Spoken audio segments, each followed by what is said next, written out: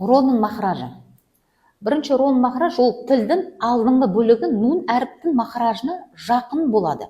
Одан кейін өзінің тұсындағы күрек тістердің қызыл егіне тиіп дыбысталады. Көпшілік Құран оқыған кезде ро даусында қателіктер болады, яғни такрирдер қате кетіп қалады. Р деген нәрсе. Одан кейін тағы да қандай қателіктер бар ро әріпте, яғни ағылшын роға ұқсатып жібереді. Әрро. Ол да қате болып келеді. Роны дұрыс дыбыстау үшін біз бірінші махражды табамыз. Одан кейін ро әріпте бізде 5 сипаты бар. Бірінші ол сипат бізде жахыр. Жария, яғни деген кезде бізде тамақ дірілдейді. Осы жарияның бір белгісі. Одан кейін екінші сипаты ол бізде байния, яғни әріп махражы толық жабылмайды, бірақ өзі орнында да кетіп қалмайды, әлсіз де болмайды, яғни байния орташа деген нәрсе. Ол үшін біз не істейміз? Роны дыбыстаған кезде тілдің ортасы ашылу арқылы дыбысталады, ортасын.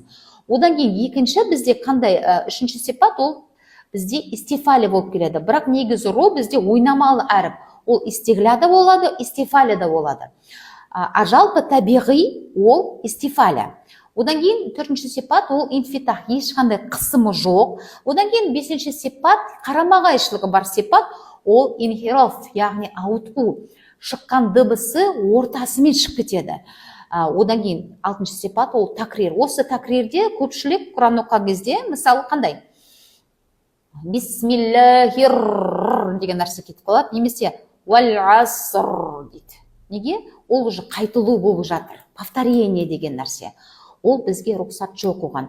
Роды дыбыстаған кезде осы нәрсе қағидан жаттап алсақ, яғни такрир болмайды, қайталу. Бірақ роны дұрыс шығару үшін шадамен дыбыстап үйренсеңіз болады. Әрро. Ол үшін не істейміз? Тағы да айтайын. Тілдің ортасын ашып қоясыз, одан кейін вибрация жібересіз.